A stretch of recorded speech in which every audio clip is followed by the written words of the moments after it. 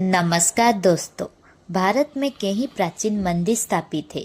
उनमें से तिरुपति बालाजी मंदिर एक ऐसा मंदिर है जो अनसुलझे रहस्य के लिए प्रसिद्ध है। यह मंदिर भगवान विष्णु के अवतार वेंकटेश्वर को समर्पित है।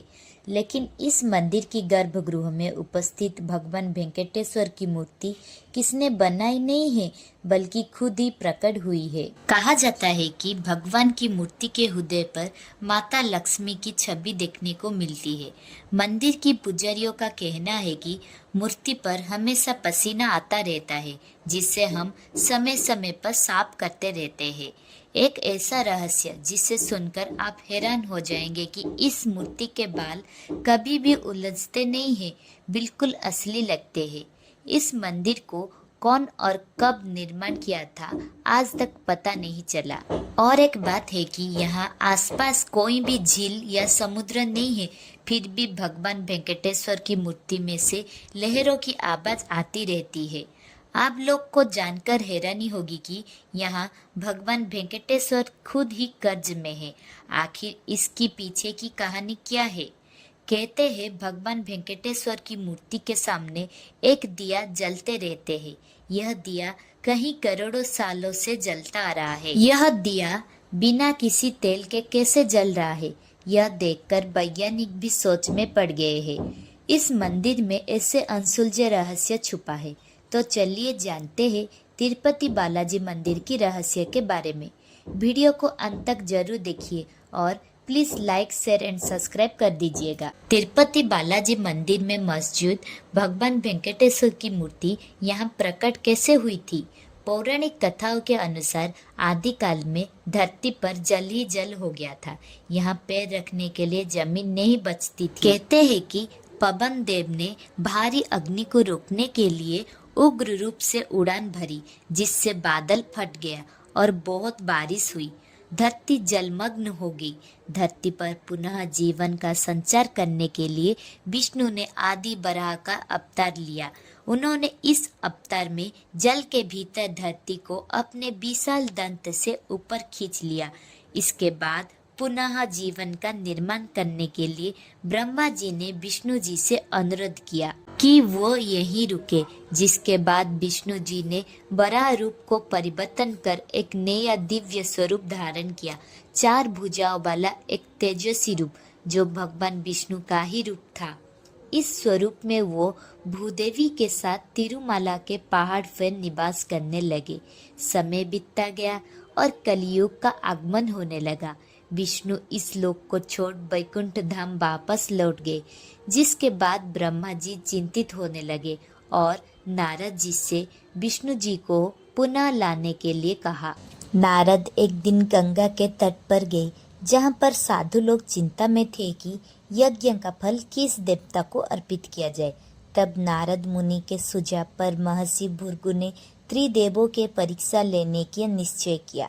सबसे पहले वो ब्रह्मा के पास गए, पर उस समय ब्रह्मा अपने सृष्टि के निर्माण कार्य में व्यस्त थे और महर्षि बड़े क्रोधित हो गए और वहां से चले गए। इसके बाद महर्षि शिव जी के पास पहुंचे। शिव जी जैसे ही महर्षि भृगु को आते देखा, वह प्रसन्न हो गए और महर्षि का आलिंगन करने लगे, किंतु भृगु ने उनके आलिंगन स्वीकार करने से मना कर दिए और कहा, आप हमेशा ही धर्म और वेदों की मर्यादा को उल्लंघन किया है। आप दुष्ट राक्षसों और असुरों को ऐसे वरदान देते हैं जिससे संपूर्ण सृष्टि को संकटों का सामना करना पड़ता है। इसलिए मैं आपका आलिंगन स्वीकार नहीं करता। यह सुनकर शिव क्रोधित हो उठे, किंतु माता पार्वती ने शिव को शांत किया। अंत में महर्षि ने वैकुंठ पहुंचे, विष्णु के पास, जहां भगवान विष्णु सो रहे थे और लक्ष्मी उनके पैर दबा रहे थे। महर्षि ने क्रोध में विष्णु के छाती पर लात मारी। फिर भी विष्णु जी ने शांतिपूर्वक महर्षि से क्षमा मांगी और चरण दबाए और बोले, आपके कोमल चरण को मेरी कठोर हृदय से चोट तो नहीं पहुंची। भगवान विष्णु के इस रूप को देखकर महर्षि प्रसन्न हुए और बोले, आज से सभी यज्ञ का फल भगवान विष्णु को ही प्राप्त होगा। यह घटना के बाद तो भगवान विष्णु महर्षि को क्षमा कर दी, लेकिन माता लक्ष्मी ने बहुत क्रोधित हो उठी। अपने पति के अपमान को सहन नहीं कर पाए और उन्होंने भगवान विष्णु से महर्षि भृगु को अभिशाप देने को कहा, लेकिन भगवान विष्णु ने ऐसा नहीं किया। माता लक्ष्मी ने वैकुंठ छोड़कर तपस्या करने के लिए धरती पर आ गई, फिर कोल्हापुर में ध्यान करना शुरू कर दिया। इधर भगवान विष्णु चिंतित रहने लगे कि माता लक्ष्मी इन्हें छोड़कर चले गए। कुछ समय के बाद वह धरती पर आके माता लक्ष्मी को जंगल और पहाड़ पर ढूंढने लगे। माता लक्ष्मी ना मिलने पर वो परेशान होके वेंकटेश्वर पर्वत के एक चींटी के आश्रय स्थल में विश्राम करने लगे। यह देखकर भगवान शिव ब्रह्मा जी ने सहायता करने के लिए एक गाय और बछड़े का रूप धारण कर माता लक्ष्मी जी के पास गए। देवी लक्ष्मी ने उन्हें देखा और उस समय के शासक चोल राजा को सौंप दिया और राजा ने उसे गाय चोरा को सौंप दिया। लेकिन एक दिन वो गाय ने दूध देना बंद कर दिया और एक पहाड़ पर जाके सारा दूध भगवान विष्णु को पिला देती थी। चरवाई ने कहा, महाराज, जो गाय और बछड़े जंगल में मिले थे वो अब दूध देना बंद कर दिए हैं और रोजाना कहाँ गायब हो जाते हैं और कुछ समय के बाद लौट आते हैं। महाराज ने कहा, तुम्हें उस पर नजर रखनी चाहिए कि आखिर वो दूध क्यों नहीं देते हैं और रोजाना कहाँ जाते हैं।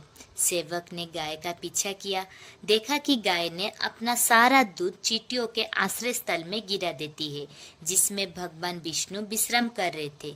सेवक देखने के बाद गुस्से में आके कुल्हाड़ी उस तरफ फेंक देती है।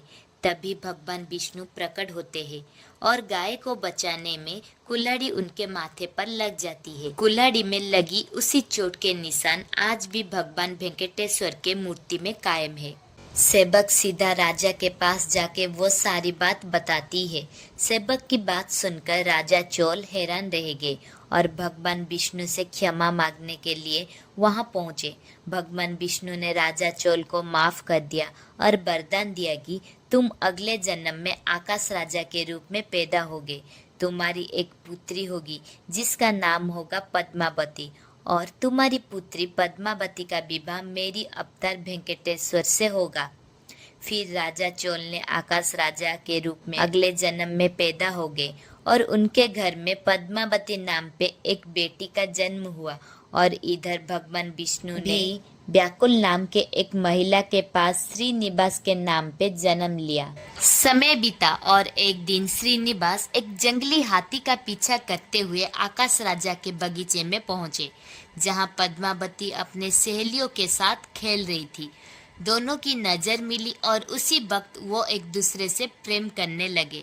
जब पद्मावती ने अपने पिता आकाश राजा के सामने यह बात रखी तो वह साफ मना कर दिए, क्योंकि वो निर्धन परिवार से थे। फिर रात को भगवान विष्णु आकाश राजा के सपने में आए और उन्हें दिए गए अपने वरदान के बारे में बताया, जिसके बाद राजा ने पद्मावती के विवाह श्रीनिवास से करने की अनुमति दी।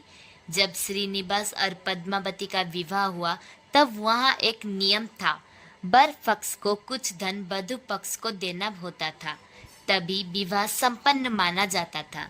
जबकि श्रीनिवास निधन थे, उनके पास इतना धन नहीं था, तब उन्होंने कुबेर देवता से कुछ धन उधार लिया था और कहा था कि यह धन वो कलयुग के अंत से पहले पहले लौटा देंगे।